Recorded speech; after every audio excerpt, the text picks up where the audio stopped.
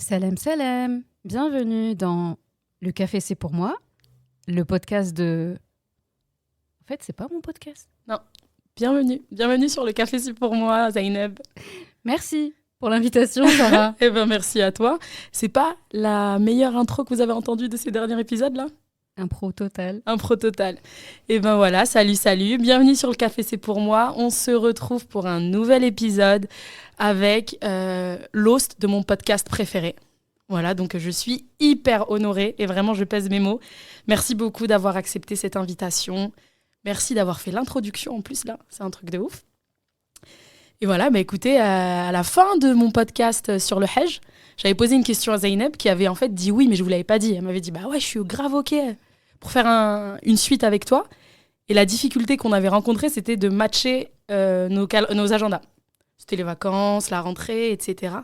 Et là, on a trouvé une date. Laissez-moi vous dire que ni une, ni deux. Du jour au lendemain. Subhanallah, c'est vrai. Hier, on a décidé qu'on enregistrait le podcast aujourd'hui. Et Zainab, là, elle rentre dans ce que j'appelle mon bazar. Ah. Parce que le but du Café c'est pour moi, c'est de vous partager des réflexions, des conversations riches avec les gens qui m'entourent, les gens qui comptent pour moi, les gens qui ont des réflexions qui me paraissent pertinentes. Et le truc, c'est qu'il faut surtout pas préparer ce podcast. Je veux mettre en avant la spontanéité, l'authenticité, etc. Bien qu'on peut être authentique en préparant. Mais là, j'ai vraiment un exercice... Zainab, elle me regarde en mode « Ah ouais, ok ».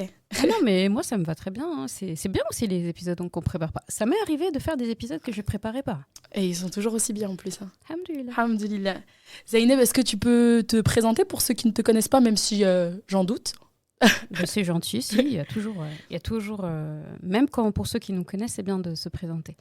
Alors, donc, moi, je m'appelle Zainab. Souvent sur les réseaux, on dit Oussada Zainab. Je tiens le podcast Coran de ton cœur et j'ai le compte, la page, l'école en ligne Coran de mon cœur. Et donc, je suis une femme, avant tout, la fille de quelqu'un, Mohamed. Digne fille aussi de papa Adam et de maman Hawa. J'aime bien aussi dire ça pour m'identifier. Je suis maman aussi de 3 enfants qui me font grandir tout le temps, qui me rendent chèvre aussi des fois, mais qui me font surtout grandir, machallah, et que j'espère aussi faire grandir correctement. Je suis enseignante de Coran et j'ai récemment fini mes études de médecine générale. Et voilà. Et Sarah, c'est... une belle amitié aussi. Ouais. Donc, très contente en tout cas d'accepter ton invitation et honorée que tu m'invites parce qu'on est toujours content d'être invité quelque part. Merci beaucoup à toi, ma Zainab. Alors, il faut savoir que c'est super important pour moi de l'avoir sur le podcast parce que c'est super important pour moi d'échanger avec vous certaines choses. Bon, je vais dire qu'ils relèvent de l'intime, mais pas vraiment de l'intime, qui vont faire écho avec le podcast aussi dernier sur l'amitié. Parce que on expliquait plein de choses, l'importance de l'amitié, les valeurs qui étaient importantes dans l'amitié, et en Zainab, qui est Oustada Zainab, qui est donc aussi prof, qui nous apprend plein de choses, j'ai aussi cette amie qui me permet... Comment dire ? En fait, elle m'apporte un truc qui est trop important pour moi, c'est de l'apaisement et de la sagesse. Et comme je vous ai longtemps expliqué en parlant de moi, je suis un peu la faux-folle de service. Je suis hyper anxieuse de nature. Et Zainab, elle m'a permis d'appréhender mon Hajj d'une manière... j'aurais pas pu sans elle, en fait, vraiment. Et je lui disais souvent, on parlait beaucoup avec Zainab les semaines avant le départ. Et ça a été ouf, elle a été hyper réconfortante pour moi. C'était des podcasts en WhatsApp. Vraiment, j'avais des podcasts privés où elle me conseillait, elle me rassurait, etc. Et je sais qu'il y a 2 écoles. Il y a ceux qui disent que c'est la facilité. Peut-être que je fais partie de cette école de la facilité. Mais j'apprends tellement plus avec la douceur, moi. J'apprends tellement plus avec la sagesse, sans jugement, etc. Et c'est vrai que... c'était assez compliqué parce que, comme je vous ai déjà expliqué, moi, j'ai été la première personne de toute ma famille à partir au Hajj. Je suis aussi une des plus petites chez les petits-enfants. Et ça a été compliqué, des questionnements. Mais est-ce que t'es prête ? Est-ce que... Et Zainab, elle n'a jamais eu ce jugement. Mais j'aurais eu 11 ans et demi, c'était la même chose pour elle, finalement.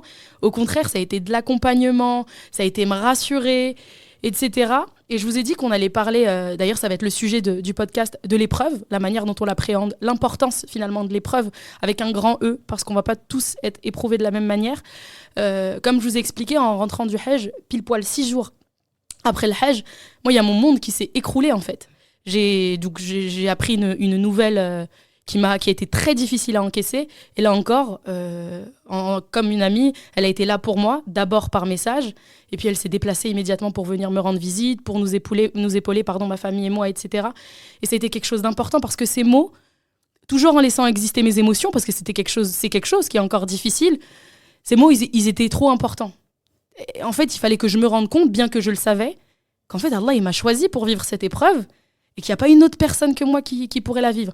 On a des similitudes, hein. On peut être éprouvé par la maladie, par le manque, je sais pas, par plein de choses.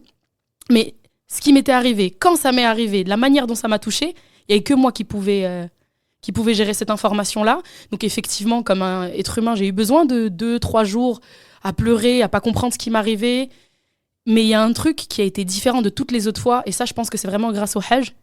Dieu m'en soit témoin, je me suis jamais demandé pourquoi. Alors que franchement, pour des choses bien moins graves que ça, j'ai pas eu une vie hyper facile. Bah, j'étais quelqu'un qui se plaignait, mais pourquoi moi ?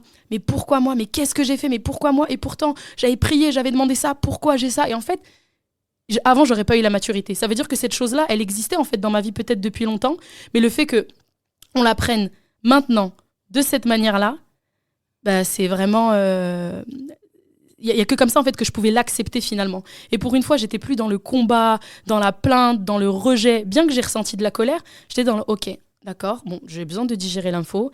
Digérons l'info, et alhamdoulilah. Et le hamdoulilah là, c'est la première fois que j'y ai cru. Parce que j'ai déjà dit, je me suis confiée à mes proches, notamment à mon mari, quand j'ai été éprouvée par exemple des choses dont je peux vous parler. Un jour, j'arrivais pas à avoir d'enfant et j'ai vécu une fausse couche tardive.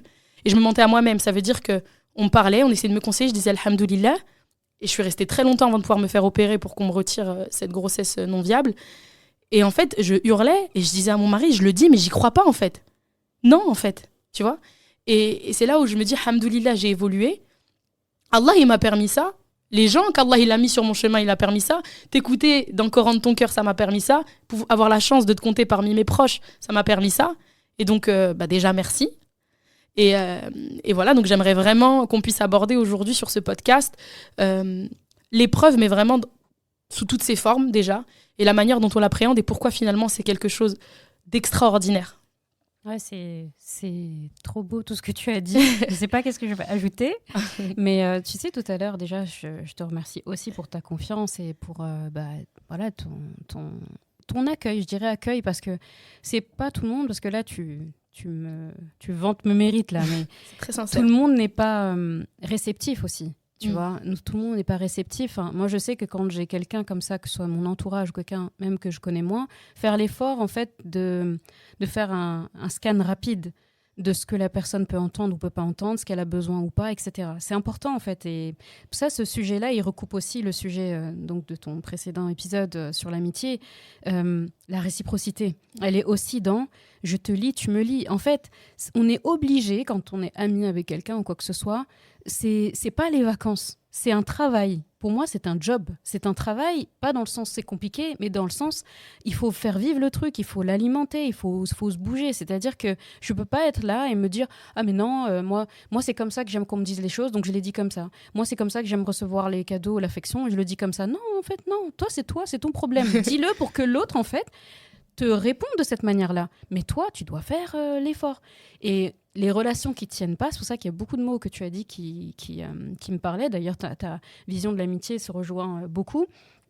Quand il n'y a pas de réciprocité, quand je peux pas dire ce que j'ai besoin de dire, quand tout ce que tu dis c'est mal interprété, mal analysé, ou quelqu'un qui n'a pas confiance en lui, qui n'a pas d'estime de lui, en fait, tu vas être son thérapeute, ou bien il va y avoir un problème à un moment donné. Et comme toi, j'ai dû mettre fin à des amitiés comme ça, en fait, où ça s'est fini tout seul. Parce qu'en fait, tu te dis, mais ou quand tu es au plus bas, la personne, en fait, elle te trouve à terre et elle te fusille à terre, en fait. C'est pas possible. Autre chose aussi, quand tu parlais de l'épreuve, tu vois, tu avais parlé avant, tu demandais pourquoi. Là, là maintenant, le pourquoi, tu te l'es pas demandé après le Hajj, parce qu'il était évident, le pourquoi. Et en plus, inconsciemment, si tu avais demandé pourquoi, tu sais pourquoi tu n'as pas demandé pourquoi ? Parce que déjà, tu aurais dû te poser la question, pourquoi toi pour le Hajj ? Aussi. si tu t'es pas posé la question pour ça, tu te poseras pas la question pour l'autre. J'avoue. Et Allah, il t'a fait ce cadeau-là, en fait. Il t'a fait comprendre que tu étais à ta place pour le Hajj. Avec ça, il t'a fait le cadeau, parmi tant d'autres, de te dire, en fait, tu es à ta place dans ton épreuve aussi. C'est vrai. Tu vois, moi, quand je pense épreuve, le mot qui me vient en tête tout de suite, c'est calibrage ou recalibrage. Dans le sens, elle est calibrée 100% pour toi et elle est calibrée pour t'aider à te recalibrer sur le bon trajet. Parce qu'Allah, il a une trajectoire pour toi. Elle n'est pas à ligne droite. Sinon, ce serait trop facile. Trop facile. D'accord. Shaitan, il y a une ayah où Allah subhanahu wa ta'ala dit qu'il est sur la route, en fait, et il nous guette, en fait. Il nous guette. Il est vraiment sur notre trajet. Il faut l'imaginer, tu es en ligne comme ça, droite, et dans les buissons, là. Tu en as toujours un qui te guette et il arrive pile au bon moment. Et il arrive avec ce que, entre guillemets, tu penses avoir besoin. Et il vient, il te casse la tête, et puis il t'emmène vers les buissons un peu. Et tu perds ton temps, tu reviens. Et puis, tu vois, ce fait de revenir vers la ligne droite, l'axe, là, qui va te ramener vers le trajet, bah, c'est ce qu'Allah, il fait régulièrement. Donc, si tu n'es pas dans le bon travail, il va te faire aller vers la porte de sortie. Ça va passer par le harcèlement d'un collègue, ça va passer par quelque chose. C'est difficile, mais il va te dire quand est-ce que tu vas comprendre, en fait. Même eux, ils t'aident à te rendre compte que tu n'es pas dans le bon truc. Ce collègue, tu dois le remercier, même lui, même si c'est pas bien ce qu'il fait, il t'aide à te rendre compte que tu n'es pas sur la bonne route. La maladie, comme je l'ai abordé aussi dans l'épisode précédent, nous aide aussi à nous rendre compte qu'il y a quelque chose dans notre vie qui ne va pas. Et des fois, ça n'a rien à voir avec la santé. Des fois, c'est juste une relation qui ne va pas bien. C'est une amitié qui n'en est pas une. Et tu te fatigues avec cette personne, Allah essaie de te montrer que c'est pas bon, tu sais pas dire non, tu es toujours en train de te plier en quatre pour cette personne, tu es toujours la dernière dans son agenda ou dans ses affaires, etc. Et tu répercutes ça sur plein d'autres personnes aussi, parce que petit à petit, souvent c'est le comportement que tu as avec certains membres de ta famille, c'est le comportement que tu as à l'école, au travail, etc. Et en fait, c'est tellement dangereux sur le long terme qu'en fait, il t'envoie des signaux. Il t'envoie des signaux, stop, arrête. Il vient jamais avec les preuves comme ça, pam, direct. Il y a des signes avant-coureurs. On les voit ou on les voit pas. Ou des fois, la piste est tellement brouillée qu'on peut pas les voir. Et en fait, là, ce qu'il est en train de faire, c'est avertissement, avertissement, avertissement. Et après, quand l'épreuve est énorme, c'est une manière de nous faire comprendre qu'en fait, là, si je ne te recalibre pas maintenant, la suite, ça va être très compliqué pour toi. Donc, il faut le voir limite comme... une seconde chance. C'est ça. Allah, en fait, dans le sens, déjà, on comprend, il ne m'a pas oublié, mais plus que ça, je suis dans son viseur, je suis dans son programme, en fait. Je suis dans son programme et en fait, il m'a pas... en fait, je suis pas cette personne qu'il a laissée sur le banc touche ou vas-y. Tu vois, si on n'avait pas cette épreuve-là et on est en train de s'éloigner de l'axe, on sait pas du tout le bon trajet, Allah nous laisse dedans. Comment on le sentirait? En fait, c'est comme tu as un ami, il voit très bien que tu fais n'importe quoi, il voit très bien que tu prends une ligne dangereuse et il te dit rien. Et tu continues de le voir, de parler avec la personne, etc. Elle te dit rien. Mais cette personne, tu vas accepter son amitié au long terme. Moi, pour moi, c'est une haute trahison. C'est comme ils disent dans les trucs d'État, là. Haute trahison. Tu sais, guillotine, je rigole. Haute trahison. Enfin, tu vois que je vais pas bien. Tu vois que je fais n'importe quoi. Et tu me le dis pas. Subhanallah, c'est ce que je disais dans le dernier épisode. Parce que t'as des personnes qui te disent « Ouais, je savais que tu faisais n'importe quoi, mais je voulais que tu t'en rendes compte tout seul. » Je trouve ça hyper malsain. Mais si je m'étais rendu compte, j'aurais arrêté, en fait. Ah ouais? Mais on va savoir. Après, bon... tout ce que tu dis, de toute façon, ça me parle. J'ai dû faire des petits exercices de respiration parce que Zainab, c'est celle elle est programmée pour me faire pleurer à chacune de ses paroles. Mais en plus, je te regardais, mais je me suis dit, elle doit avoir... Elle a bâillé. Ouais, voilà, c'est ça. J'ai pas fait attention. Non, mais j'accepte aussi ça. C'est une part de vulnérabilité que j'accepte. Je suis quelqu'un d'hyper émotive. On parlait d'énéagramme tout à l'heure d'ailleurs avec Zainab pour faire une petite parenthèse. Je sais pas si vous connaissez, on parlait de Firdaus et de l'énéagramme. Je dis depuis le Hajj, j'ai développé du 4. Pour celles qui connaissent l'énéagramme, il faut entendre. Mélancolique. C'est ça, la mélancolie. Je pleure devant un coucher de soleil. Je regarde la lune, je suis waouh. En fait, je prends le temps maintenant d'observer des choses. La création. La création. Sur laquelle je m'attardais pas spécialement avant. Parce que moi, je suis une nana du concret. Bien que ce soit très concret, la lune ou la montagne. Mais voilà. Mais... ma foi, pour rebondir ce que tu disais quand tu m'as dit est-ce que tu t'es posé la question, est-ce que c'était ta place le Hajj, etc. Effectivement. Mais c'est encore pire que ça. Ça veut dire que j'ai la sagesse maintenant de le dire, même si c'est encore difficile, que je l'ai demandé cette épreuve au Hajj. Parce qu'il y a une dua, je t'en avais parlé, que je multipliais. Un de mes plus gros défauts, qui vient avec mon impulsivité, moi, positive ou négative, dans la colère ou dans la joie, je suis très impulsive. Et alhamdoulilah, je me calme beaucoup. C'est l'impatience. Alors, je suis la plus patiente du monde avec mes élèves, avec les gens que je connais pas, etc. Et malheureusement, je me trouvais très peu patiente, par exemple, avec mes enfants. Vu que je suis constamment avec eux, moi, je les mets pas à l'école, au centre de loisirs et tout, je perds vite patience. Je vais vite fait leur crier dessus ou m'impatienter et tout. Et j'ai vraiment prié pour qu'Allah, il augmente ma patience. Aussi parce que, j'en rigolais beaucoup, mais mes enfants, c'est pas des grandes dormeuses. C'est-à-dire, elles peuvent se décider à 3h du matin. Eh, viens, on fait le petit-déj, maman. T'étais là. Tu parles de ça, à chaque fois, je suis pliée. Je te jure. Alhamdoulilah, elle dort beaucoup mieux maintenant. Mais tu vois, c'était le sommeil, c'était un combat. J'en pleurais parce que à Guantanamo, c'était une épreuve de torture, la privation de sommeil. Moi, je pouvais passer une semaine, 2 semaines, 3 semaines, avec mon mari d'ailleurs, où vraiment on était très éprouvés sur le sommeil. Alhamdoulilah. Et j'ai demandé à Allah qui me facilite. Je lui ai demandé, améliore le sommeil de mes filles, s'il te plaît, c'est le cas. Ça s'est amélioré. Et je lui ai demandé vraiment qu'il augmente ma patience. En fait, je suis beaucoup moins patiente avec mes proches, ma sœur, ma mère, etc., qu'avec les autres. L'épreuve qu'il m'a donnée, Zeynep, toi qui connais ma vie, c'est la définition de tu vas patienter. C'est calibré. C'est calibré. En plus que tu vas patienter, je vais m'assurer que tu vas patienter toute ta vie parce qu'elle va pas te quitter cette épreuve. C'est moi qui va rythmer tes nuits. Subhanallah. Donc en fait, même si pendant 2 jours j'étais dans le flou, quand tout ça s'est devenu clair dans ma tête, je me suis dit, mais waouh, en vrai...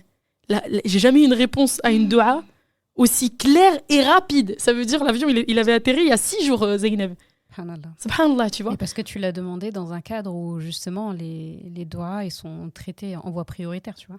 C'est ça, c'était chronopost. C'est la lettre prioritaire. Je sais pas, le truc le plus rapide qu'il y a aujourd'hui, c'est comme certaines livraisons là, tu commandes le matin et tu reçois le soir avant 22h là.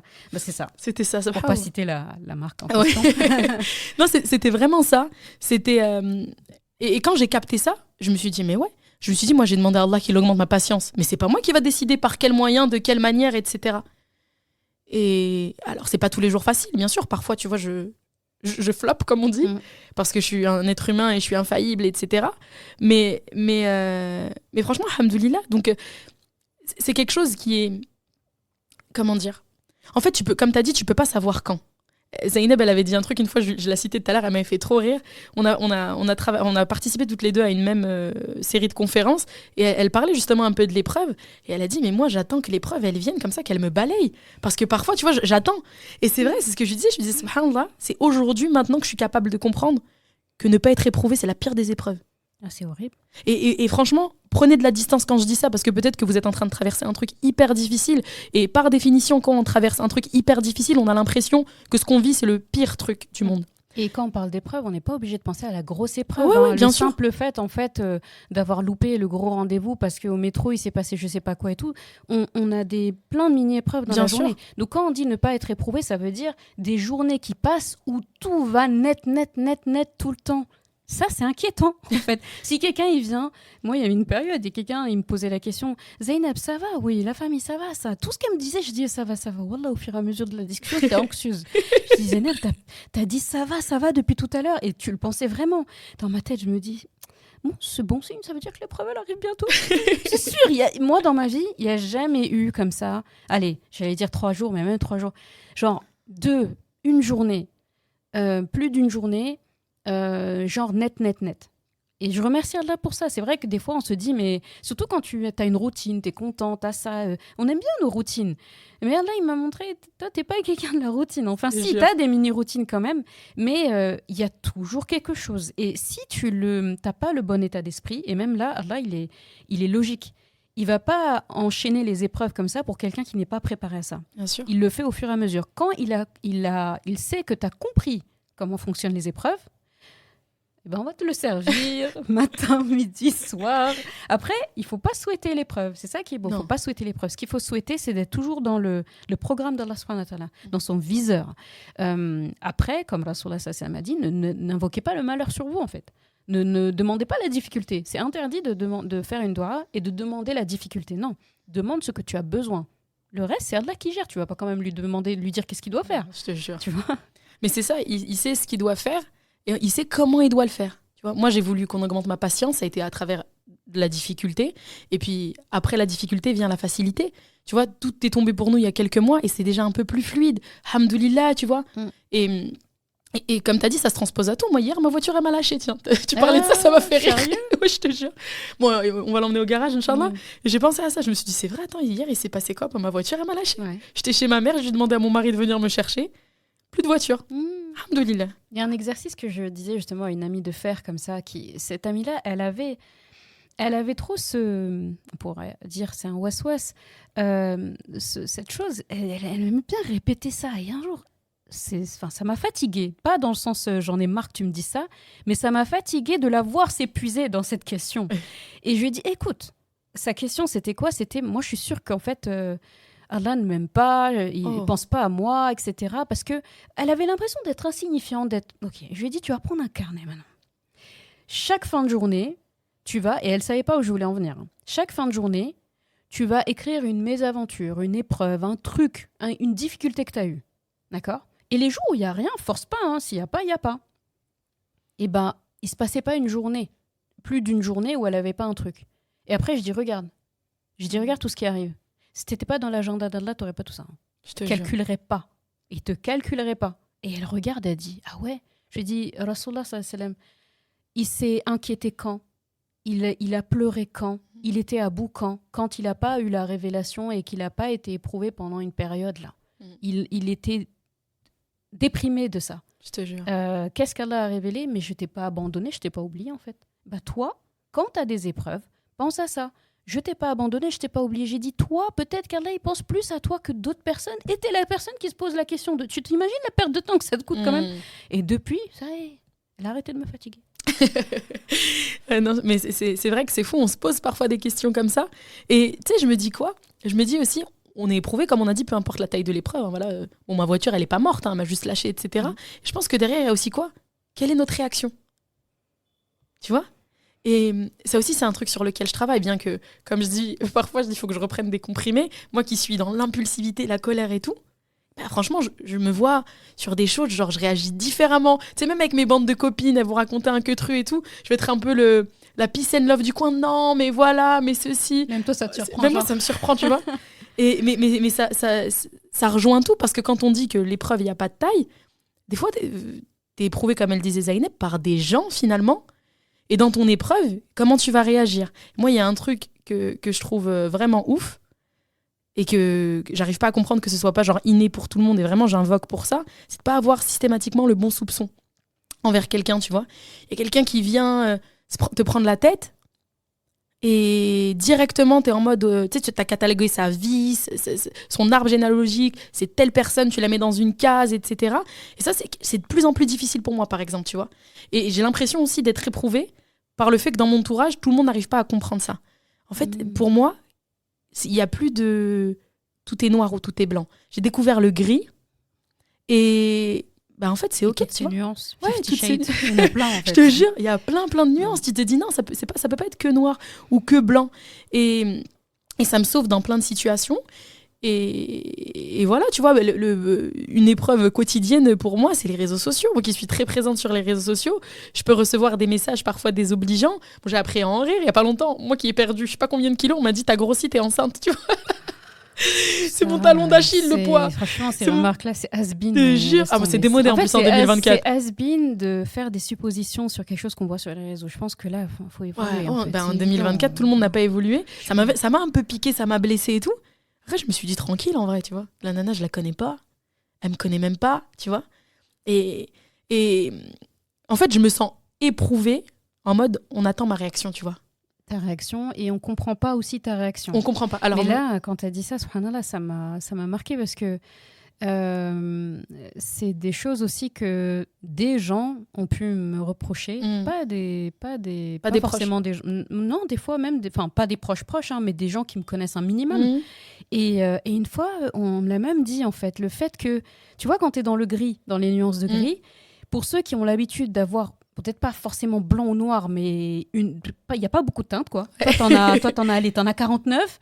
Eux, ils en ont 3 entre le noir et le blanc. Et en fait, quand t'es pas dans un des 3, eh bien, les métaphores, ça va fuser là. Eh bien, je me suis surpris une fois à entendre quelqu'un dire, mais en gros, comment dire, t'es pas authentique, t'es hypocrite. Pourquoi? Parce que tu donnes trop d'excuses à ces gens. En fait, le bon soupçon devient limite un peu une sorte de lâcheté dans certaines situations, comme si tu prends pas position en fait. On m'a déjà Tu dit prends ça. une position facile, en gros, tu veux pas de problème. C'est vrai que je suis quelqu'un, j'aime pas les conflits. Il fut un temps, je les fuyais, mais comme pas possible. Ça m'a coûté. J'ai été éprouvée là-dessus aussi. Quand Allah, il te met dans un truc, t'as pas le choix. T'es obligé de faire face au truc. Et avec quelqu'un que tu apprécies en plus. Et en fait, ça te force en fait à faire face et à répondre, etc. Et tout. Et c'est aussi dans cette situation-là que j'ai compris en fait que en fait il y a des personnes, ça va être comme ça. Tu peux pas être, c'est pas blanc ou noir, mais c'est vas-y ton bon soupçon, je sais pas quoi. En fait, c'est juste un faux truc, juste pour dire que en fait t'as peur de perdre cette personne ou t'as peur qu'on te valide pas ou alors peut-être qu'avant je me souciais de ce que mon opinion pouvait provoquer chez les gens avant. Mais là, quand je t'ai dit que tu sois d'accord ou pas d'accord avec moi, mais ça me... Au Sénégal, il dit c'est ton nyeh tu vois. Tu vois la sauce que tu... Quand tu manges du tchèp et tout, la sauce, le bouillon avec lequel tu as fait la sauce que tu prélèves avant de mettre le riz. Après, tu le remets sur le riz, ça donne de bon goût et tout. Et bah, quand tu dis que ce que tu dis, ça m'intéresse pas, c'est comme ça, là. Tu vois, au moins, ça, c'est bon. Je sais pas pourquoi ils utilisent ça. Ils disent c'est assimilable à ça. C'est-à-dire que limite, je me réjouis de t'es content ou t'es pas content. Dans le sens où, en fait, on n'est pas là pour faire l'unanimité, on n'est pas là pour être validé. Je pense ça, quand on franchit ce cap-là, c'est tellement bien. Ça ne veut pas dire que des fois, des remarques ne vont pas nous piquer. Même quand ils nous piquent pas directement nous, ils nous piquent parce qu'en fait, tu es triste pour la personne. Je te jure. Souvent, c'est ça. Et c'est ça, et ça me coûte. Parce que je me dis, mais c'est pas possible, tu sais. Je fais un parallèle avec le podcast du Hajj parce que c'est celui qui t'a invité. Et j'ai dévoilé la première doua que j'ai vue en voyant la Kaaba pour la première fois. Et ça a touché et marqué beaucoup de gens. Ils étaient en mode, mais Sarah, t'es en train de faire le Hajj et toi, tu penses à toute l'humanité au lieu de penser qu'à ta mère, ton père, toi et tes enfants. C'est vraiment comme ça que je suis. Et quand quelqu'un m'interpelle, que ce soit comme tu as dit, même il y a des proches aussi qui sont pas super sympas. Et ça peut peut-être m'arriver d'être pas sympa, mais je pense avoir au moins la décence de me remettre en question. En tout cas, j'ai pas d'orgueil, je demande pardon si j'ai blessé quelqu'un. Et je me dis, mais c'est ouf, ça veut dire quand la personne, elle vient. Donc mon épreuve, là, qui vient pour m'attaquer et attendre que je réagisse, que j'ai envie de faire la bagarre, parce que je rappelle que mon métier, c'est quand même d'être prof de boxe, que j'ai envie de faire la bagarre, etc. Genre, elle veut aller toute seule au paradis, Genre là, même si j'ai envie de discuter avec elle, admettons même elle a raison, j'ai dit un truc pas sympa ou j'ai fait un truc pas correct. Genre, viens, tu me sauves, tu vois. Viens, tu me sauves. Ouais. Viens, t'as un bon soupçon. Viens, tu sais pas en fait ce que je suis en train de traverser. Et peut-être que j'ai exprimé ça comme ça parce que je suis agacée, parce que je suis triste, parce que voilà. Et viens, tu m'aides, tu vois. Et c'est pour ça, tu vois, mon père, il m'a appris un truc que je savais pas. Mon père, il a fait l'école en Algérie. Il est né en France, mon père, mais il a fait l'école en Algérie. Il m'a expliqué qu'à l'école, avant de leur apprendre le Coran, etc., il leur apprenait d'abord la vie du prophète, sallallahu alayhi wa sallam, la vie de tous les compagnons. Genre, c'était, viens, vous nous apprenez à les connaître, après on va rentrer. Voilà, tu vois, c'est ça. Et en fait, je me suis dit, c'est ouf, parce que si on en revenait à la base et qu'on s'inspirait de celui de qui on doit s'inspirer, il y a des choses, c'est évident. Je te jure, il y a des trucs, tu perds pas de temps là-dessus. C'est ça, parce que tu perds pas des temps sur des apparences, sur du mascara, sur, tu vois, sur une tonalité de voix, etc. Tu peux pas perdre de temps sur ça. Parce que moi, le truc qui m'avait marqué et qui m'avait super conforté, comme j'expliquais dans le podcast sur le Hajj, nous, on est partis avec pas des Malikites, tu vois. On n'était pas avec les Malikites. Et le cheikh qui vient de Paris à la base, Cheikh Souleyman, il nous disait de faire attention quand on était en état d'ihram. Tu sais, il y a des choses, tu connais de toute façon, il y a des choses qu'il ne faut pas faire, etc. Sinon, tu peux avoir des pénalités et tout. Mais il nous disait, il y a un truc auquel il faut hyper penser, c'est de faire attention de ne pas froisser ton prochain. Ça aussi, ça compte en fait. Fais attention à ce que tu lui dis, comment tu l'abordes, etc. Parce que potentiellement, tu vas lui blesser, ça va faire quelque chose et tu ne sais pas comment Allah il va prendre l'information. Ce qu'il va faire de l'information. Je me suis dit quand même, après, je ne sais pas si c'était que notre guide, mais ils en ont fait une règle qui nous répétait souvent. À chaque réunion, faites attention à ce que vous faites avec votre bouche. Faites attention à ce que vous dites avec votre bouche. Faites attention. Ne parlez pas plus qu'il n'en faut, etc. Et les gens, ils n'arrivent pas à comprendre. Mais je me dis, c'est pas grave. Peut-être que, tu vois, j'essaie de comprendre. Je me dis, peut-être Allah, il continue à me mettre face à des gens comme ça. Soit parce que, à un moment donné, ils vont apprendre de moi et ils vont vouloir s'apaiser et être plus sympa avec les gens, soit juste je dois réussir à laisser le truc couler et à apprendre justement à fermer ma bouche, tu vois, je vois les trucs des deux manières, Allahu alam, ce que je dois faire, mais je demande ça guider de toute façon, mais ça c'est un truc qui est hyper fou pour moi et hyper difficile. Je me dis quand même, on est lettrés. On parle français, on parle anglais, on parle arabe. Moi, je parle même un peu allemand, s'il te plaît. Voilà. Wie geht's? Je parle même un peu allemand, etc. Je me dis, c'est pas possible qu'on puisse pas se comprendre, en fait. C'est pas possible qu'on puisse pas se comprendre, qu'on puisse pas être vraiment bons les uns envers les autres. Alors, j'exagère, bien sûr, il y a énormément de gens qui sont hyper sympas, hyper bienveillants, hyper gentils, etc. C'est même la majorité. La majorité, bien sûr, forcément, le hard, c'est ce qui fait toujours le plus de bruit d'ailleurs, et c'est bien dommage. Mais c'est comme ça, tu vois, je me dis, comme tu disais tout à l'heure, l'épreuve, c'est pas que la maladie finalement. T'es éprouvé par ton entourage parfois.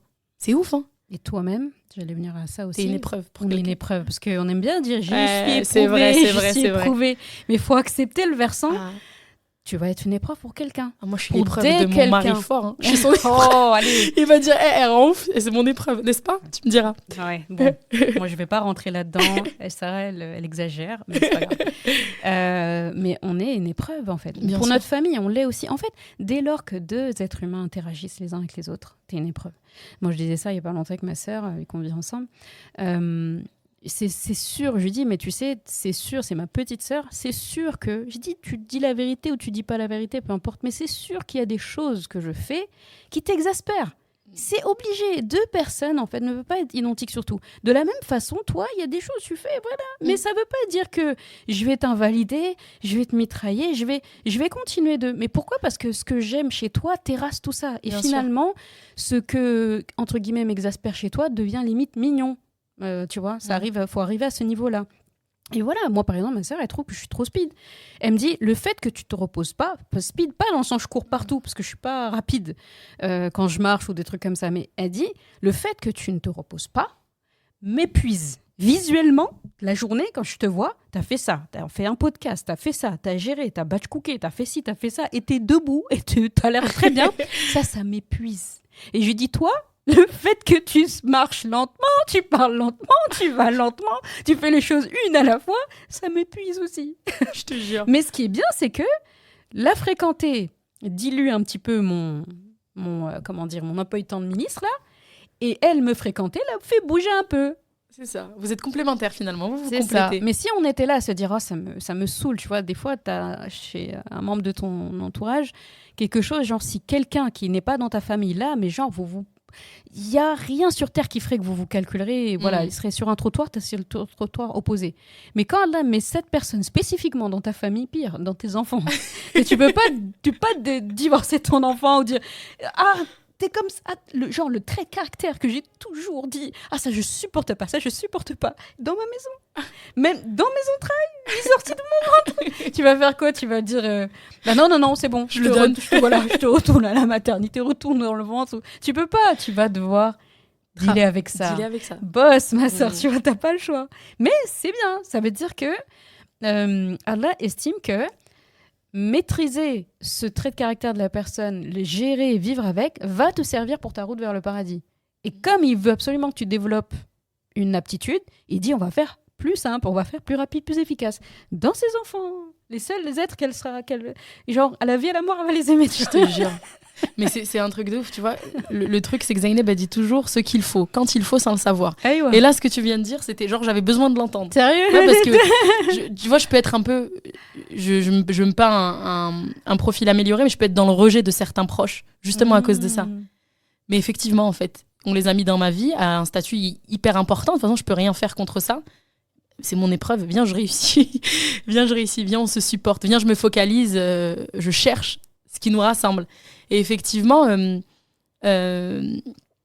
je dois être l'épreuve de plein de gens.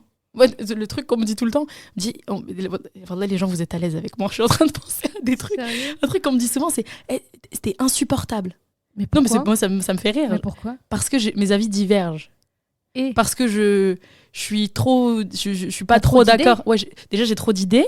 Et parce que mes avis divergent. Genre, je suis jamais du même avis que quelqu'un, justement parce que je vois un peu les choses en gris maintenant. Mais non, mais là, Sarah, il faut juste condamner. Non, mais c'est pas aussi simple que ça. Peut-être que derrière, ceci, cela... En fait, tu nuances. Voilà. Et nuancer, c'est pas mal. Après, faut nuancer, mais il faut...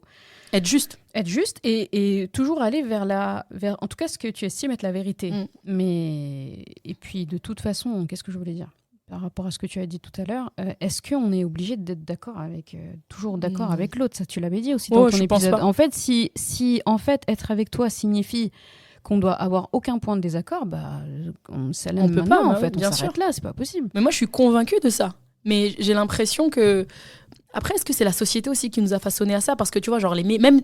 Parce que, tu vois, je dis un truc que les gens, ils veulent pas accepter, mais moi, c'est comme ça que je vois le truc. Ce qui est problématique, c'est pas tant bien qu'on soit, qu'on soit des musulmans et ça diverge. On est des musulmans français. C'est hyper français d'être d'accord avec rien, de contester, etc. Tu vois ce que je veux dire? Il y a ça qui nous a mangé. L'école, la télévision, quand tu l'allumes, etc. Il faut toujours avoir qu'un seul avis. Si t'es de l'autre camp, ça va pas, etc. Donc je pense que ça nous aide pas. Et alhamdoulilah, j'ai la chance de beaucoup voyager. J'ai pu faire beaucoup de pays musulmans.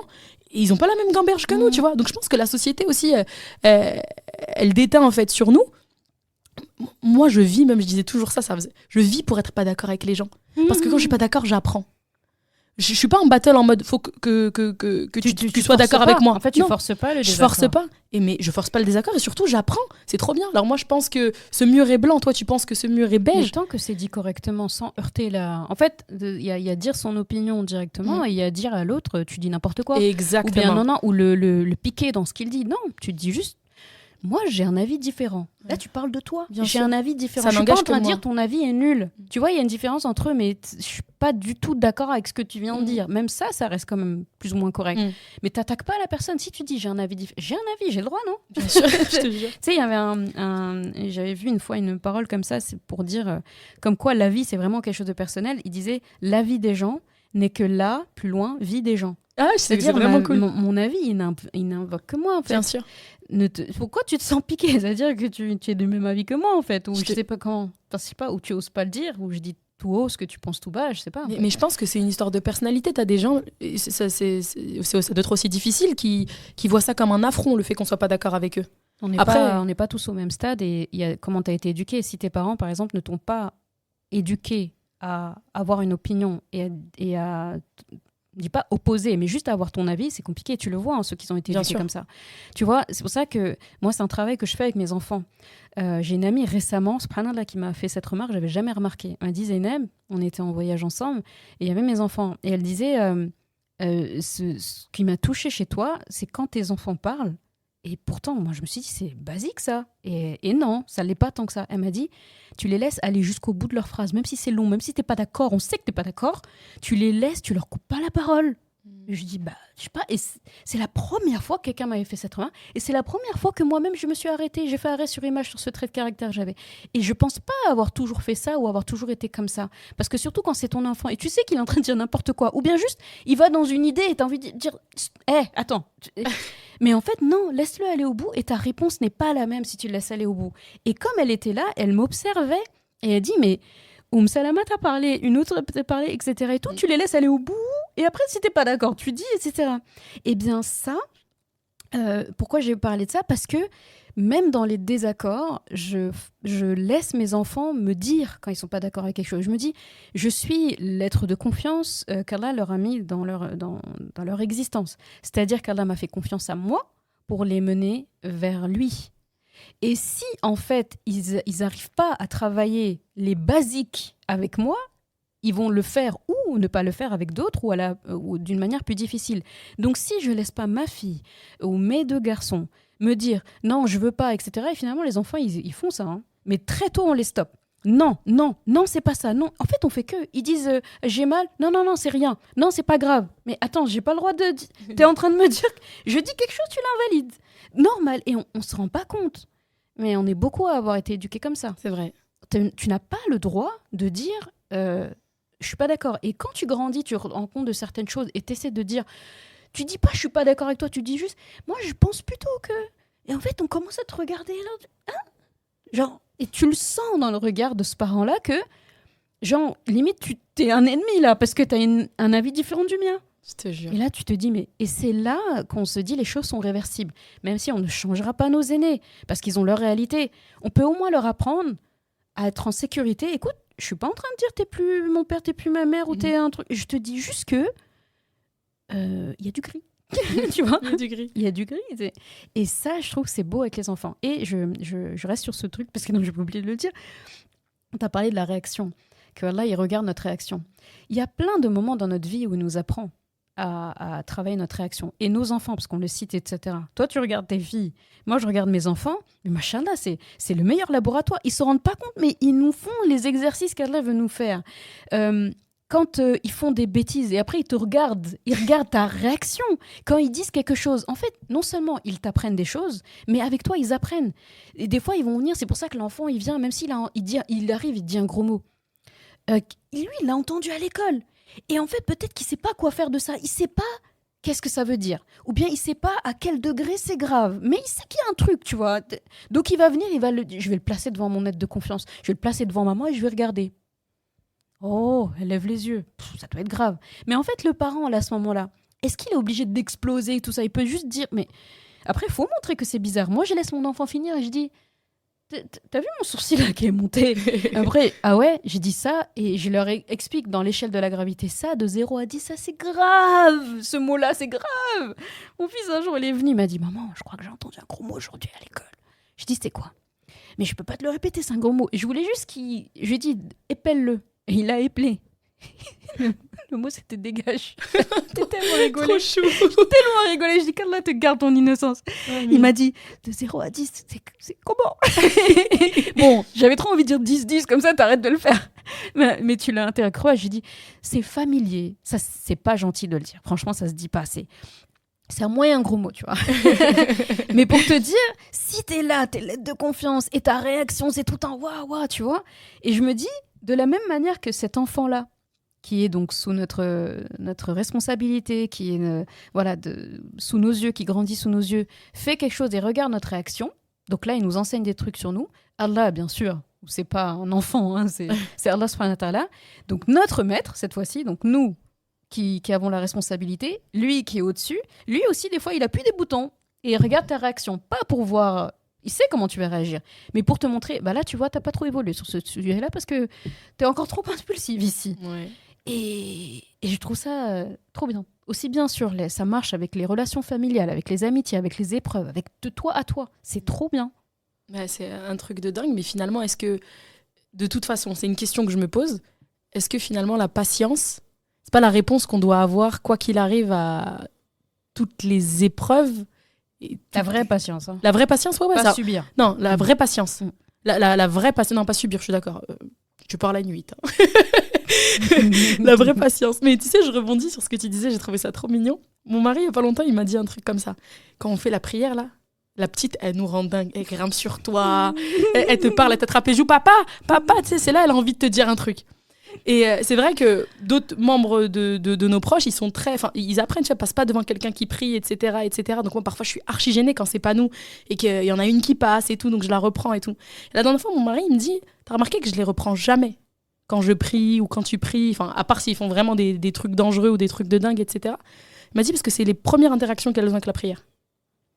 Très intelligent, ça part. Et j'ai trouvé ça hyper intéressant, je m'étais pas posé la question. Il m'a dit, t'imagines si la première interaction qu'elle a avec la prière, c'est descends, passe pas, assieds-toi, chute, etc. Nazir, elle est même pas concentrée dans sa relation avec Allah, Allah. Je te jure. Et c'est difficile. Déjà, franchement, une prière concentrée, pour moi qui ai des troubles de la concentration, c'est difficile. Mais alors quand on a une qui potentiellement est en train de grimper sur la table, l'autre qui monte sur ton dos et tout. Mais en fait, j'y avais jamais pensé. Je me suis dit, mais ouais, en fait, ça veut pas dire qu'on leur apprend pas les règles et tout. Et il m'a dit, c'est sa première interaction, elle a 2 ans, elle vient d'avoir 2 ans. Il m'a dit, sa première interaction avec la prière, c'est papa, il prie, et je m'assois sur ses genoux quand il est au sol. Et j'essaie de monter sur son dos quand il est prosterné et tout. Bah, il a appliqué la sunna. Qu'est-ce que le professeur Sam faisait quand ses petits-enfants ils montaient sur... Ils bougeaient pas. En fait, il faisait, entre guillemets, goûter à toute l'assemblée derrière lui, à ses petits-enfants qui, tant qu'ils se sont pas relevés, enfin, il peut pas se relever en sécurité pour eux.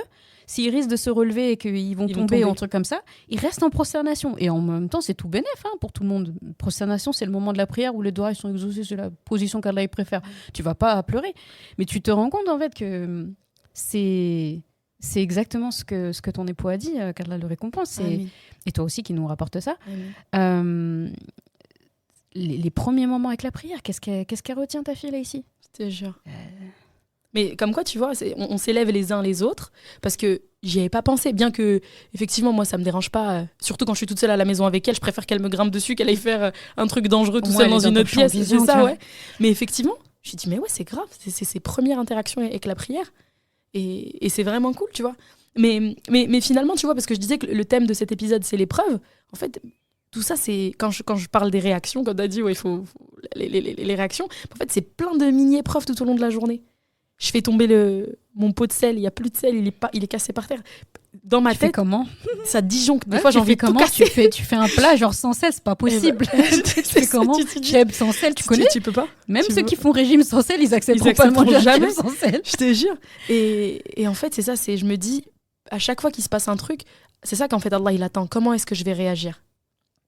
Et je travaille dessus. C'est vraiment le conseil que j'ai envie de donner. Et tu sais, mon podcast, d'ailleurs, je crois que c'est comme le tien, hein, mais bien que là, aujourd'hui, on traite beaucoup de religions, il n'y a pas que des musulmans qui l'écoutent. Et ce qui est hyper cool, c'est que j'ai tellement de retours de non-musulmans qui se sentent apaisés, par exemple, par le podcast sur le Hajj. Si tu sais combien de messages de non-musulmans, de personnes qui se disent n'appartenir à aucune religion, à qui ça a fait du bien, des personnes qui m'ont dit « Ouais, mais tu sais, à la suite de ça, Sarah, moi, j'ai eu envie de prier. » Une nana qui était une de mes élèves, elle m'a dit j'ai eu besoin d'aller à la mosquée, elle n'est pas musulmane à la base. Elle me dit, je lui dis comment tu t'es sentie, elle m'a dit je me suis sentie à ma place. Ouais, elle me disait ça, c'est un truc de ouf. Ça rejoint ce que tu dis, la douceur. On obtient par la douceur ce qu'on n'obtient pas avec la dureté. Exactement. Et moi, je suis convaincue de ça. Et tu sais, ce qui peut aller aussi avec l'épreuve, en parlant d'amitié, justement, c'est la manière dont tu accompagnes celui qui est éprouvé. Je pense que celui qui est éprouvé, bien qu'on peut l'accompagner avec cette dimension religieuse, la foi, etc., je pense qu'on a besoin aussi de lui laisser, tu m'arrêtes si je me trompe ou si t'es pas d'accord, moi j'aime bien, ça me dérange pas si t'es pas d'accord. Je t'embête. Comme ça, on va appliquer ce qu'on a dit. Je suis pas d'accord, Sarah. Je pense qu'on doit lui laisser la place aussi d'exprimer sa souffrance. Bien sûr. Parce que j'ai l'impression je sais pas, en tout cas chez beaucoup de Maghrébins, c'est comme ça qu'on a été élevés. Tout est noir ou tout est blanc. Et on n'accepte pas que tu te plaignes. Ou on n'accepte pas que tu te plaignes, tu vois. Moi, quand d'ailleurs, j'ai dû mettre fin à des relations aussi comme ça. Quand j'ai été éprouvée, j'ai pas supporté que certaines personnes ramènent ça à eux. Mais ça veut dire qu'ils t'écoutent pas. Merci. Et c'est ce qu'on disait dans la mission, on a besoin d'une écoute active, d'une écoute où moi j'écoute les gens, j'essaie de leur trouver des solutions, mais à l'instant T, quand j'ai appris ce que j'ai appris, je me suis dit, ça y est, moi, mon monde, il s'est écroulé. Et tu vois, il y a des gens qui ramènent ça à eux et qui ont ramené ça aussi à ma foi. Non mais Sarah, tu reviens du Hajj, tu peux pas être triste, tu peux pas pleurer, tu peux pas. Comment ça tu te rends pas compte, là, t'es une Hajja et tout, c'est bien et tout. Ouais, je sais que c'est pas quelque chose de mauvais.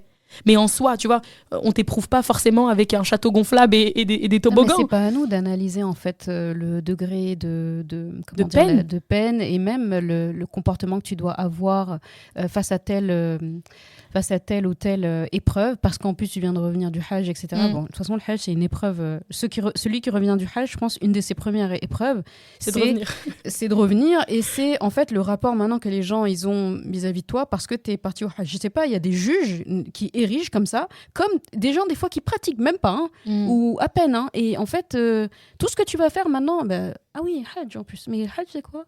Si c'est accepté ou c'est pas accepté, c'est pas ton problème. Bien sûr. Bref, mais c'est pertinent ce que tu viens de dire. Et tu vois, et c'est ce que je me demande, dans l'épreuve, la place de l'entourage, elle est hyper importante. Il y a un truc, j'imagine que tu as entendu, qu'on entend tous, et qui est vrai, hein. Comme quoi que c'est auprès d'Allah qu'on se plaint, c'est auprès d'Allah qu'on cherche une solution. Moi, je suis convaincue de ça, mais l'entourage, il compte en fait. Sinon, on nous aurait mis, je me dis, sur des îles tout seul, chacun tout seul, tu vois. Là, il y a A, B, C, D, chacun on vit tout seul, etc. En fait, cette parole, elle est vraie. Et elle est en même temps incomplète. Ceux qui disent qu'il faut se confier qu'à Allah ou se plaindre qu'à Allah. En fait, ça c'est vrai dans le sens où Allah doit être le numéro 1. Bien sûr. Et elle n'est pas assez vraie, elle est fausse dans le sens où il ne peut pas y avoir que... Allah, en fait, nous met, comme tu dis, avec des gens. La famille, elle sert à quoi ici ? Les amis servent à quoi ? Ton enseignant, il sert à quoi ? Donc, non, mais c'est... L'entourage a vraiment une place. Il a une place et j'ai bien aimé le fait que tu dises qu'il est là pour l'écoute d'abord, pour le conseil ensuite, s'il y en a à donner, etc. Et tu as dit que c'est le cas chez les Maghrébins, en Afrique subsaharienne, c'est un peu la même chose. D'ailleurs, ça m'a toujours interpellée, parce que je suis sénégalaise, et ça m'a toujours interpellée au Sénégal quand quelqu'un... c'est là que j'ai remarqué ça, quand moi-même j'ai eu une épreuve et j'ai pleurer par rapport à ça. Et j'ai une tante ou je sais pas qui m'a dit mais pleure pas. Et elle pleure pas et après elle a dit autre chose. Mais le réflexe était pleure pas. C'est devenu une phrase réflexe. Quand la personne te voit pleurer, pleure pas. Et je me suis mis, en fait, après, petit à petit, à me concentrer sur quand les gens de notre culture, de manière générale, et même, je me suis rendu compte que c'est dans beaucoup de cultures, avaient une difficulté, une épreuve ou quoi, mais je me suis dit, concentre-toi juste sur le pleur de la personne. Quand la personne déjà arrivait à pleurer, parce que des fois, c'est difficile de le faire devant certaines personnes. Donc, elle pleure, c'est-à-dire que c'était tellement à bout qu'en fait, le truc, il sort. Et t'entends le nombre de fois où les gens disaient « mais pleure pas ». Et au Sénégal, ils disent même « mais si tu pleures, moi, je vais faire quoi ?» Genre, en gros, si tu pleures... T'es garant de moi. Voilà. Si tu pleures, bah moi, tu m'aides pas. Mais en fait, c'est qui a l'épreuve ? C'est moi ou c'est toi ? Donc, t'es en train, même dans mon épreuve, je dois prendre soin de toi ? Je dois préserver ta réaction. C'est ça que j'ai pas compris. Et je me suis rendu compte que quand la personne, elle te dit « pleure pas », c'est pas à toi qu'elle le dit, c'est à elle. En gros, ce qu'elle est en train de te dire, c'est que je sais pas gérer ton pleur.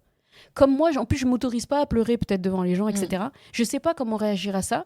Je ne veux pas être défaillant dans ça, donc arrête de pleurer, comme ça, j'aurais pas à le gérer. C'est ce que je comprends. Ouais. Peut-être que je me trompe. Mais je me suis dit, et après ça, je me dis, la prochaine fois que je pleure et quelqu'un en face, sa seule préoccupation, c'est comment elle va arrêter mon pleur, dehors. Dehors, en tout cas, dans ces instants-là, laisse-moi. Je te jure. Et ce que tu vas gagner, c'est que la prochaine fois que j'ai une épreuve, c'est pas avec toi que je vais gérer ça. C'est hyper difficile d'avoir quelqu'un quand je vais dire de confiance avec un grand C, pour extérioriser. La vulnérabilité, c'est tout le monde a du mal à l'accepter. Ça coûte super cher. C'est pas tout le monde qui me voit baisser ma garde ou déposer le masque de protection. Pas le masque genre tu te caches, mais c'est pas tout le monde qui est éligible. Malheureusement. Je parle pas par rapport à ma question. J'ai bien compris. De tout le monde. Bien sûr. C'est pas tout le monde qui est éligible à voir ta vulnérabilité. Parce qu'il y en a il y en a en fait qui vont le gaspiller. Ils vont pas le traiter à sa juste valeur. Et il y en a, ils en ont pas la capacité aussi, tu vois. C'est même pas que pour dire il y a des gens, ils sont pas mauvais, ils y arrivent pas. Mais en fait, ça aussi, ça fait partie des choses que moi j'aime sonder. Je sais à qui je dépose quelque chose. Parce que, comme tu as dit, c'est hyper dur. Toi, tu es là, tu te dis, je vais me confier, je vais avoir une épaule sur laquelle pleurer. Pareil, moi, tout le monde ne me voit pas pleurer. Et t'as pas de réaction. Ou... Comme je t'ai dit, il y a ça, il y a pleure pas. C'est vrai que je me suis jamais posé la question pourquoi les gens te disent ne pleure pas. En fait, l'émotion est là, elle existe, tu vois. Et il y a ceux qui ramènent tout à t'es faible, tu vois. Moi, j'ai beaucoup de ça en mode, non mais c'est Allah qui veut ça, donc t'acceptes. C'est ça. En fait, je pense que les gens, ils mélangent un peu. Et d'ailleurs, ça, c'est super important de garder ça en tête. C'est pas parce que vous pleurez, que vous avez des sentiments, des émotions, vous n'êtes pas dans l'acceptation. Et d'ailleurs, on va être très honnête, parce que l'honnêteté, c'est hyper important. On va pas se mentir, parfois, on n'accepte pas tout de suite. Mais c'est pas le problème d'Allah. Il te l'a donné l'épreuve, que tu l'acceptes ou pas, tu vas la vivre, en fait. Tu vas la vivre. T'as besoin de temps pour digérer, pour accepter, pour comprendre. Moi, je vous donne un truc que j'ai fait. Je vous jure, c'est hyper vrai. Là... Quand j'ai été éprouvée dernièrement, j'ai écrit. En fait, tu sais, pour me convaincre, j'écrivais ce que je pensais dans ma tête. J'avais peur d'être parasitée par Shaitan, etc. Je me suis dit, je vais écrire. J'ai demandé ça, telle date. Je suis rentrée, je te jure, j'écrivais des choses comme ça, j'avais besoin de l'intellectualiser. Je suis rentrée, telle date. J'avais demandé ça. Ça veut dire OK, mais ça veut dire aussi que maintenant, il va falloir patienter. Est-ce que c'est ce que tu as demandé ou pas ? OK. Garde la pêche, Chara, tu vois. Garde la pêche, Chara. Tu vas patienter. T'as les ressources, de toute façon. T'as les ressources. Et si tu les as pas, tu vas les trouver, les ressources, tu vois. Et si t'as besoin, je suis là. Et c'est ça. La pauvre, je l'ai dit, Zeynep aussi, dans le podcast de l'amitié, ça lui va grave bien. Zeynep, c'est la nana, elle accélère jamais les notes vocales quand elle les écoute. Ça m'impressionne. Vas-y, dis mon secret. Tout le monde va commencer. Non mais... c'est dur. Vas-y, développe. Non, mais ça t'a choqué quand j'ai dit ça ? En fait, ça m'a choqué parce que je lui ai fait 7 notes vocales pour répondre à sa question. Je lui ai fait un podcast. Même 1,5, je peux pas. Elle peut pas. Elle m'a dit un truc, ça m'a fait hyper rire. Mais c'est hyper vrai. Elle m'a dit, mais Sarah, t'imagines, je suis devant toi et tu parles et je veux que t'accélères. Genre, elle m'a dit, je fais comment ? Là, t'es face à moi. Pour moi, si en ton absence, tu m'envoies un message... J'écoute ton message. En plus, c'est plus facile parce que je peux l'écouter quand je suis disponible. Je peux mettre pause et reprendre. Bien sûr. Donc, c'est plus facile même que de t'écouter directement, même si je t'aime d'écouter directement, mais tu peux gérer. quand la personne n'est pas là. Ouais. Donc, elle me dépose quelque chose que je peux gérer dans mon temps libre. Et en fait, je te mets fois 1,5, fois 2. 2, c'est le pire. 2, on dirait les gens, ils sont énervés. Ils parlent, ils sont énervés. Après, encore une fois, je critique pas Non, je sais. ceux qui font ça. C'est-à-dire, j'ai des amis, moi-même, je leur dis, écoute-moi en 1,5. Si. Après, ils m'ont dit, bon, toi, des fois, tu parles lentement. Donc, quand je te mets en 1,5, ça fait une voix normale. Ça fait 1. Je dis, d'accord, ça va. Mais je leur dis, moi, je vous en veux pas. C'est juste que moi, en tout cas, je peux pas. Pour moi, c'est comme si je t'avais en face de moi et je te dis, Sarah, parle en x2. C'est impossible. J'avoue, c'est hyper pertinent. Et il y a des gens, ils font ça avec leurs parents et tout. Je me dis, quoi? C'est comme si tu disais, maman, accélère dans tes mots. Je peux pas. Donc quand ma mère, elle est pas là, ou mon père, quand j'écoute leurs vocaux, des fois, ma mère, elle m'envoie des vocaux, c'est des 10 minutes, tout ça. C'est ça, les parents. Et elle fait ça. Mon père, c'est pas ça. C'est 2 minutes, tu dis, oh, papa, 2 minutes. C'est bizarre, ça, c'est long. Et bah, elle fait des 10 minutes, bah, je vais écouter quand j'ai fini de travailler, quand s'il n'y a pas d'urgence. S'il y a une urgence, de toute façon, elle m'appelle. Quand j'ai couché les enfants, là, je me pose et je sais que je peux écouter. Et j'écoute comme si elle était en face de moi. Genre, mes réactions, etc. Tout. Peut-être, il y a des gens qui vont trouver ça exagéré, mais je trouve que le bon comportement, il doit se poursuivre quand la personne, elle n'est pas là. C'est vrai. C'est quoi ça? Ouais. Moi, de toute façon, toi, je t'écoute pas en accéléré. Ah je ouais, te jure. à cause de moi, t'arrives plus à... Non, si, je suis obligée. Franchement, je suis honnête. à écouter certaines personnes en x2. Non, je mets jamais x2 parce que je trouve qu'on n'entend rien. Ils sont énervés. Ouais. Mais 1,5 si ça m'arrive encore. Allez, ça mais pas à toi, promis pas à toi. C'est vrai? Je te jure, toi. Oh, c'est mignon. Parce qu'on se parle pas souvent, on est occupé et tout. Donc quand Zainab elle me parle, je veux avoir chaque information. Je me dis, j'ai un podcast privé, la virgule et tout. Il y a ça aussi. On n'a pas jure. les émotions des gens comme il faut quand c'est accéléré là. C'est vrai. Non mais franchement, tout ce podcast, et c'est vraiment le but, hein, c'est une conversation entre Zainab et moi, où on a mis l'épreuve comme sujet principal. Vous avez vu, on n'a pas parlé que de ça, parce que je pense que la manière dont on la gère, bon, il y a un travail, la première chose c'est un travail sur nous, on va pas se mentir. Mais l'entourage, l'environnement, le moment où on reçoit l'épreuve aussi, ça va sûrement changer la manière dont on va l'accueillir, on va la réceptionner. Mais j'avais vraiment envie de faire aussi ce podcast parce que dans mon entourage, j'ai plusieurs de mes proches que j'aime énormément, qui sont éprouvés en ce moment par des choses diverses et variées, des épreuves plus grosses que d'autres parfois. Et voilà, et j'avais juste envie de vous dire que je sais que vous le savez au fond de vous, mais Allah, il vous a pas oublié. Justement. Vous avez les ressources en vous. Vous ne le savez pas encore, peut-être. Vous allez le savoir, j'espère, à la suite de ce podcast. Et vous avez les ressources en vous. Et voilà, et j'en profite aussi pour faire quelques doigts. Qu'Allah facilite tous les malades, qu'il leur accorde la guérison. Qu'Allah vous facilite dans vos vies. Qu'Allah fasse de vos enfants des enfants très pieux. Qu'Allah facilite toutes les femmes qui souhaitent enfanter et pour qui il y a une difficulté. Qu'Allah accorde la libération et la délivrance de tous nos frères et sœurs à Gaza et tous les opprimés à travers le monde, que ce soit au Congo ou ailleurs. Qu'Allah nous permette d'être la Ummah que le prophète sallallahu alayhi wa sallam, il a imaginé pour nous, qu'on soit à la hauteur, qu'on le rende fier de nous, qu'on le rende fier de nous. C'est quelque chose, moi, plus j'en apprends sur le prophète sallallahu alayhi wa sallam, plus je rêve de le rencontrer. Genre c'est un dream, je sais pas si j'ai le droit de dire ça, mais bien sûr, que, voilà, la base. Vraiment je rêve de le rencontrer et d'avoir quelque chose à lui dire aussi, d'avoir quelque chose à lui dire et de, enfin qu'Allah nous donne cette bonté, cette bienveillance, cet amour de l'autre, qui nous donne la tolérance, l'acceptation de l'autre, quoi qu'il en soit, qui nous permet d'être doux, d'être gentils, de nous élever, d'être un exemple les uns pour les autres. Et voilà, on fait tous, même les plus pieux des plus pieux, on fait des péchés. C'est d'ailleurs pour ça je pense qu'on est sur terre. Jetons l'arrogance, ayant l'honnêteté, la gentillesse, l'humilité, de se demander pardon les uns auprès des autres et de demander pardon et de s'améliorer. C'est ça l'objectif, comme je disais dans le dernier podcast. On s'en fiche de comment est l'autre d'ailleurs, tu vois. C'est ça aussi, vouloir être à la place de l'autre, c'est vouloir aussi prendre son épreuve que tu ne connais pas parfois. Tu sais pas ce que les gens y vivent en off. Si t'es honnête, faut tout prendre. C'est comme les places handicapées. Bah, en fait, si tu veux prendre ma place, prends mon handicap. Eh ben grave, c'est ça. Paye l'amende. Je te jure, on paye l'amende. Et voilà, donc c'était vraiment des doigts qui me semblaient importantes. Et voilà, j'espère que cet épisode, il vous a plu. Je vais laisser le mot de la fin à ma très très chère Zainab. Et je vous fais d'énormes bisous. Et j'ai hâte d'avoir tous vos retours. Et j'espère qu'il vous a fait autant de bien qu'il nous a fait du bien, je pense. En tout cas, moi, il m'a fait du bien. Moi, je vais conclure déjà en te remerciant beaucoup pour ce podcast aujourd'hui qui est vraiment très intéressant et sans qu'on ait préparé finalement, on s'est rendu compte nous-mêmes que l'arborescence en fait du sujet, donc l'épreuve, on est obligé de parler de pas mal de choses si on veut comprendre l'épreuve. Et j'ai vraiment envie de terminer, en tout cas moi, avec ça, c'est que si ceux qu'Allah veut voir apparents sur la liste des habitants du paradis, eh bien, il les éprouve.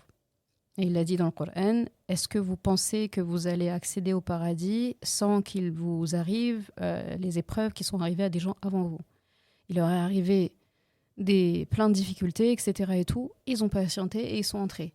Donc en fait, quand tu as l'épreuve, considère que Allah, il me veut sur la liste du paradis, en fait.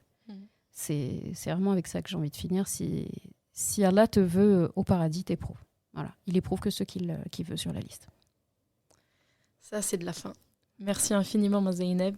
Et je rappelle que vous pouvez retrouver Zeynep sur le podcast Coran de ton cœur. Il y a tellement d'épisodes. Vous allez devenir accro comme chacune d'entre nous, je pense. Bonne chance, il y en a 180. Voilà, 180, ça fait beaucoup de jours de podcast. À très très bientôt sur le Café C'est pour moi. Je vous embrasse très fort. Salam alaikum.